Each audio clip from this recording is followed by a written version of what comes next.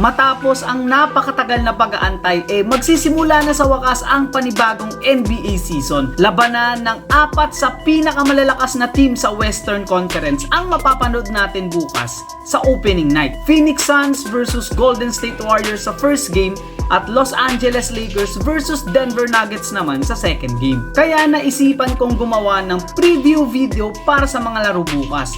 Mga dapat asahan sa mga players at keys to win para sa mga teams. Kaya kung ready na kayo, simulan na natin ang video ito. Suns versus Warriors. New Dynasty versus Old Dynasty. Simulan natin sa kampo ng Golden State at makikita nga natin for the first time si Chris Paul na maglalaro sa Golden State Warriors kalaban ang kanyang former team na Phoenix Suns. Makikita din natin bukas kung papaano ang magiging dynamics at kung papaano mag-fit si Chris Paul sa sistema ng Golden State. Steph will always be Steph at aalalayan naman siya ni Klay Thompson. Pero ang big news, injured si Draymond Green at hindi makakalaro sa opening night. Kaya ang mga players na magi-step up at dapat nating tutukan ay itong sila Jonathan Kuminga, Moses Moody at itong si Andrew Wiggins. Magiging crucial din ang depensa nila Gary Payton II at Andrew Wiggins, kanila Kevin Durant, Devin Booker at Bradley Beal. Kung paano nila gagawin yun, yun ang aabangan natin bukas. Sa kampo naman ng Phoenix, ito ang season debut ng kanilang three-headed monsters na sila Kevin Durant, Devin Booker at Bradley Beal. Maliban kay Chris Paul na kakalabanin ang kanyang former team, ito din ang unang beses na babalik si Kevin Durant sa harap ng Golden State fans since 2019 nung umalis siya para sa Brooklyn Nets. Sama pa natin dyan na Phoenix Suns ang isa sa mga pinakamalalalim na teams ngayong season. Talagang considered sila to be one of the top teams in the West this year. Kaya sa larong ito, interesado akong makita kung paano ang takbo ng kanilang opensa, sino ang kanilang magiging playmaker at kung yung mga players ba na kinuha nila mag-fit sa roster nila. Kung scoring at scoring lang ang pag-uusapan, kayang-kayang pumalag nitong Phoenix Suns. Dahil between Bradley Beal, Kevin Durant at Devin Booker, kaya nilang mag-average ng 80 points as a trio. Kaya isang malaking tanong ay yung depensa nila at interesado akong makita kung ano ang kanilang magiging defensive schemes at papaano nila pipigilan ang team tulad ng Golden State. Ma-overpower kaya ng Phoenix ang Golden State sa pangunguna ng kanilang three-headed monsters?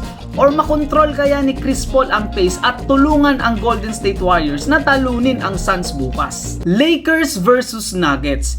Changing of the guards in the West. Matapos manalo ng kanilang kauna-unahang NBA Championship last season, magsisimula na ang title defense nitong Denver Nuggets.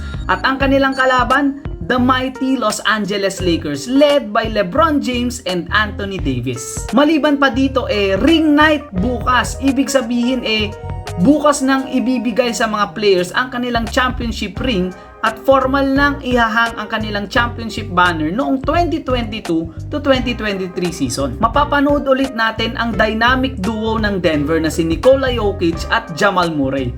At both of them well rested, kaya asahan natin na magbibigay sila ng superb performance bukas. Tutulungan naman sila nila Aaron Gordon, Michael Porter Jr., Kentavious Caldwell-Pope at Christian Brown. At dahil ring night ito, asahan nating may konting hype ang players ng Denver bukas. Sa kabilang banda, nandyan ang Los Angeles Lakers at maaalala nating na-sweep sila ng Denver nung huli silang nagkaharap sa playoffs last season. Maliban nga sa Suns, isa ang Los Angeles Lakers sa pinakamaraming nagawang off-season moves last summer. Aside from the usual performances na ibibigay ni Anthony Davis at LeBron James, sa tingin ko kailangan din nating tutukan ang magiging performance nila Rui Hachimura at ni Austin Reeves. Magiging mahalaga ang performance at energy na ibibigay ng dalawang players na ito para sa Los Angeles Lakers. Hindi lang sa laro bukas, pati na rin sa buong season na haharapin nila. At na-curious lang ako dito sa fact na isi-share ko sa inyo. Alam nyo ba na since 1946, merong winning record ang mga NBA champions sa kanilang opening night, 61-17. Kaya magpatuloy kaya ang momentum ng Denver Nuggets this season? O madistract sila sa kanilang ring night at i-take advantage ito ng Los Angeles Lakers? Kayo, sino ang picks nyo para sa ating opening night doubleheader game bukas? Let me know your comments in the comment section below. Hanggang sa susunod kong content, peace!